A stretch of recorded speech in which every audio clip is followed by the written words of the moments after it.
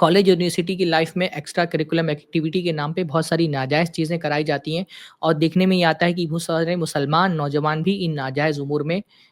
جو ہے مبتلا ہو جاتے ہیں، حتیٰ کہ اسکول کے دور سے یہ شروع ہو جاتا ہے۔ ایون ہمارے یہاں جو مسلم ٹرسٹ کی طرف سے چلائی جانے والی اسکول ہیں، وہاں پر یہ دیکھنے میں آتا ہے کہ بھئی بینڈ ہے اور اس میں موسیقی بجانی سکھائی جا رہی ہے بچوں کو اور بچیوں کو۔ میں باندرہ میں رہتا تھا، ہمارے یہاں پر باندرہ ایسٹ میں ایک مسلم ٹرسٹ کا کالج ہے اور اسکول ہے،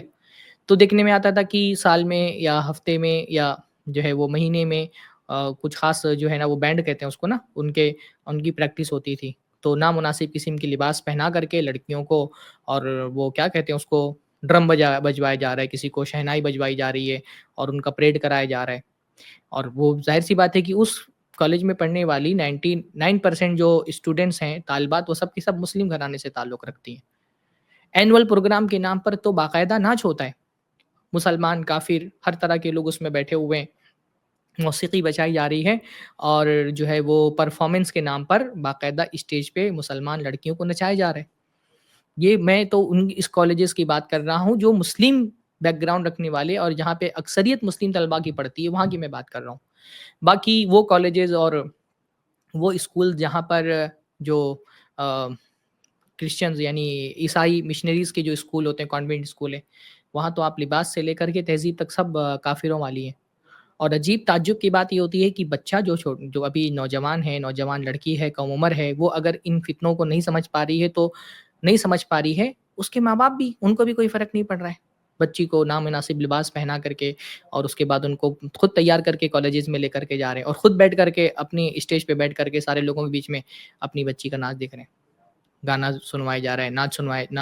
نچوایا جا رہا ہے مسلمان لڑکیوں کو تعلیم کے نام پر۔ تو ہماری تعلیم گاہوں میں بہت ساری چیزیں آرٹ کے نام پہ، فن کے نام پر ایسی ہو رہی ہیں جو ہماری شریعت میں حلال ہے۔ ایک ایمان والے بندہ ہر چیز کو شریعت کی نظر سے دیکھتا ہے، اس کا جو دیکھنے کا نظریہ ہوتا ہے وہ دین ہوتا ہے، وہ دین کی نشر، اس کو جس چشمے کو پہن کر کے وہ چیزوں کو دیکھ رہا ہوتا ہے نا، چاہے وہ بازار میں ہو، چاہے وہ اپنی دکان پر ہو، چاہے وہ پارلیمنٹ میں ہو، چاہے وہ اپنے سماج میں ہو، چاہے وہ اپنی تعلیم گاہ میں ہو، ہر جگہ پر اس کی نظر پہ ایک چشمہ لگا ہوتا ہے، دین کا چشمہ، اور اس دین کے چشمے میں ہی وہ دیکھ رہا ہوتا ہے اس کے لیے کیا حلال ہے، کیا حرام ہے۔ اس کے لیے دین سب سے پہلے ہوتا ہے، باقی ساری چیزیں اس کے بعد ہوتی ہیں۔ تو فنون لطیفہ کے نام پہ اور آرٹ کے نام پہ، کلچر کے نام پہ، ثقافت کے نام پہ کیا کیا جا رہا ہے، وہ بہت ساری حرام چیزیں ہمارے بچوں کو ان سے ارتکاب کرایا جا رہا ہے۔ تو اس میں بھی ایک مسلمان کو ہوشیار رہنا چاہیے، کالج کی زندگی میں، اسکول کی زندگی میں، اور ان چیزوں سے اس کو پرہیز کرنا چاہیے۔